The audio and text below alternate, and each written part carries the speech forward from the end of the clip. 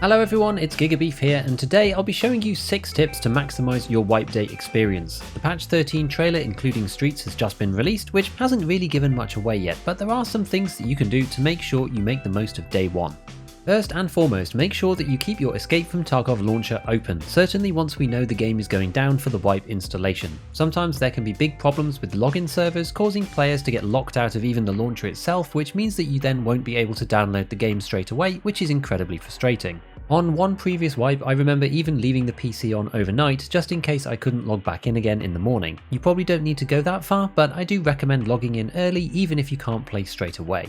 Now, once you're finally in and have access to your character, try to stay in raid as much as physically possible. For whatever reason, the piece of the game that has historically got overloaded more than anything else is the item servers. This is where you see the classic back-end errors, infinite loading circles, and flashing items as the game struggles to keep everything updated properly.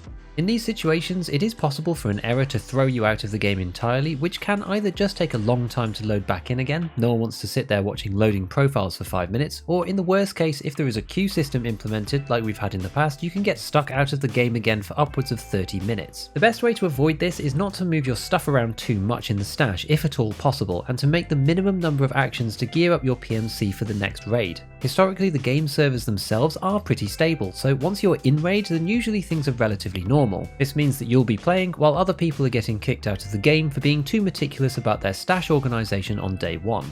The other part to this is how to refresh your quests or your character. If quests or trader notifications aren't appearing for you but are for other people, for example, other people have a quest at level 2 but it's not showing up for you, rather than quitting and restarting the game entirely, which is fairly dangerous on wipe day, you can begin to queue an offline factory raid and cancel it straight away.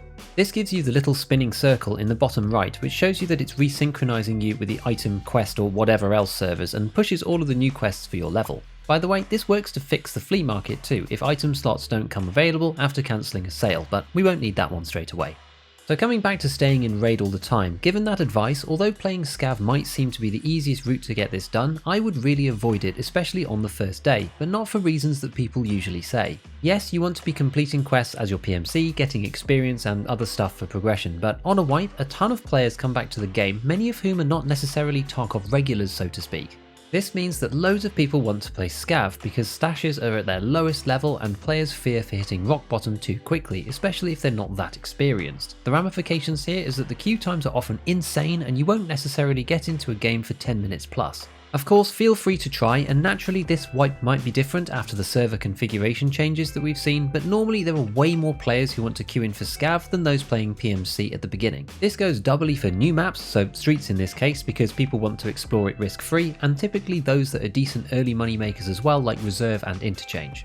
Next up, Bear or USEC. Currently, if you're talking specifically gameplay advantages and meta, USEC is very slightly superior due to a small rogue favourability on Lighthouse. Basically, they won't aggro you unless you go into the camp until you aggro them, at which point it's the same between the two factions. But I don't think we'll be getting the Bear favoured AI on Streets with this first iteration, so I'll probably be sticking with USEC again. I could be wrong, but it sounds like Streets Part 1 is going to be relatively bare bones in terms of the AI, bosses, transport features and other things that have been spoken about, so I'm betting that USEC will still be a safe pick for this map. Now we know there is a quest reshuffle coming of some kind. Exactly how big this is, we don't know, but it could remove some of the tried and tested early game tricks that we've come to know and love. For example, identifying all items to get to level 2, getting introduction from mechanic, going to woods to get Jaeger's letter, and buying the MP153 shotguns for debut from him, given it's one of the only non-finding raid quests left. But not only that, even if this stays the same, often people underestimate how hard it is to actually get these trader items bought relatively early when everyone else knows about them too. Although it may sound straightforward to get 2 shotguns from Jaeger, he will almost certainly be sold out by the time that you get to him. The same often goes for MP5 rails to attach sights to at Peacekeeper, and also the knives on fence that allow you to get the UMP early.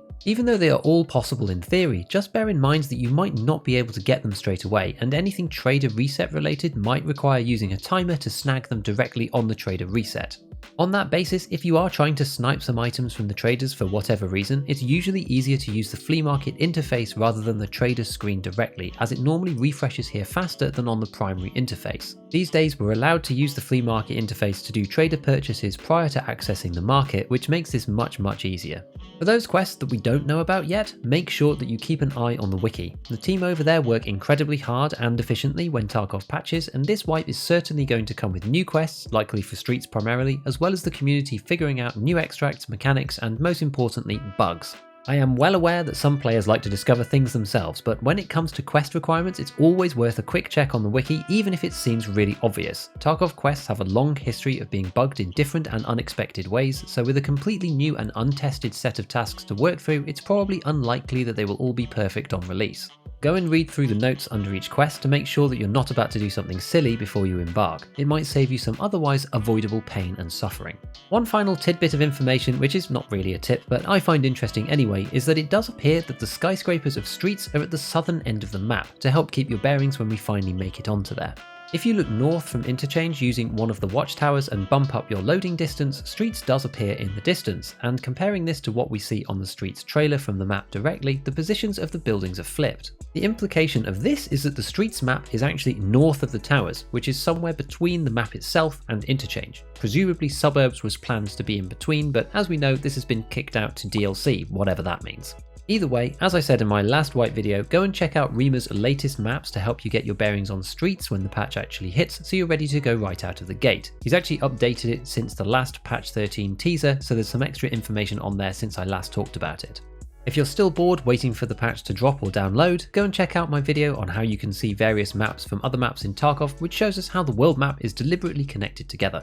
Otherwise, as usual, big shout out to all my patrons, hit all the buttons if you enjoyed the video, and as always, have fun in your raids.